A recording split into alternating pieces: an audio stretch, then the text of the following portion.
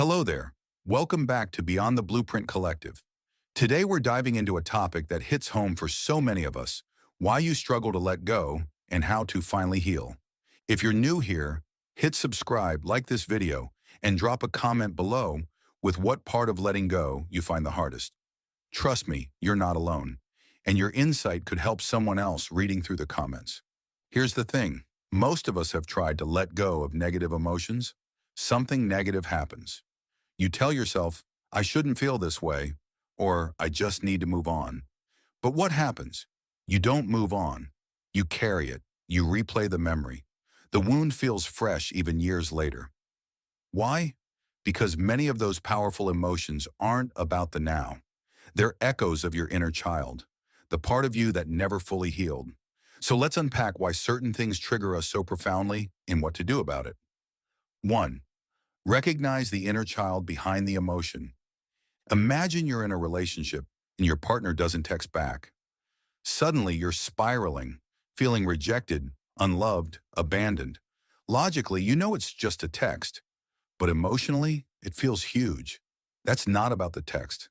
That's about the 7-year-old version of you who felt ignored, or the 10-year-old who felt invisible. Carl Jung said, until you make the unconscious conscious, it will direct your life and you will call it fate. Often you're not reacting to the present. You're replaying the past. Next time a negative emotion hits, pause and ask, how old does this feeling feel? You'll be surprised how often the answer isn't your current age. 2. Emotional detachment, not suppression, but separation. Detachment doesn't mean shutting feelings down. It's about separating the trigger from the truth. Think of emotions like a smoke alarm. Sometimes it's a real fire. Other times it's just burnt toast. Detachment lets you check, is this really dangerous or just an old alarm going off?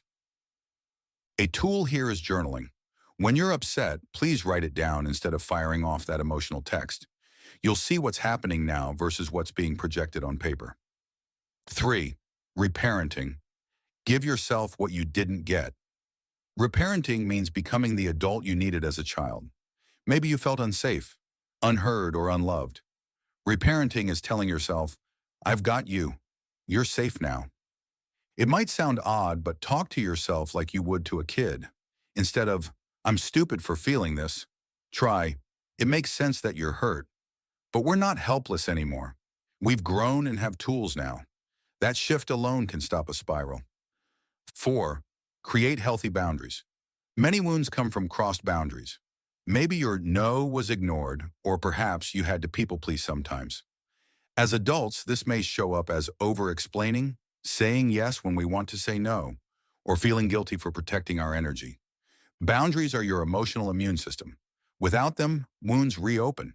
Start small, say no to something minor, and notice how it feels. Each one is an act of healing. 5. Release through the body. Emotions don't just live in your mind, but in your body. Heartbreak feels like pressure on your chest. Anxiety buzzes in your stomach. That's stored, unprocessed emotion. Somatic practices like breathwork, yoga, shaking, or even a quick run help move it through.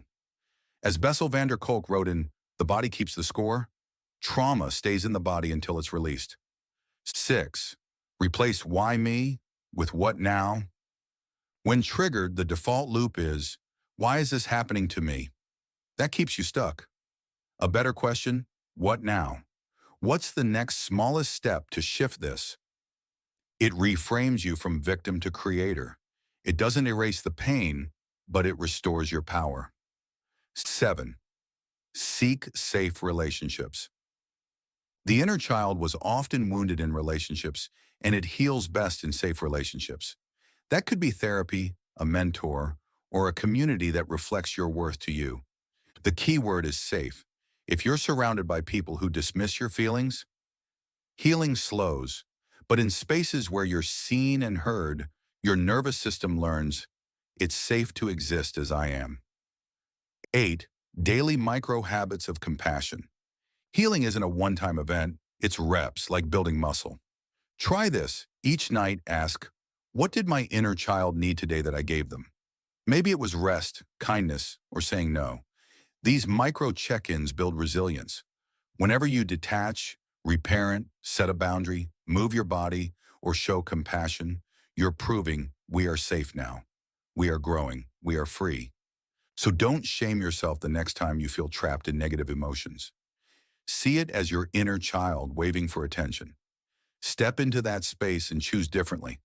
If this resonated, hit like, subscribe, and share your thoughts in the comments.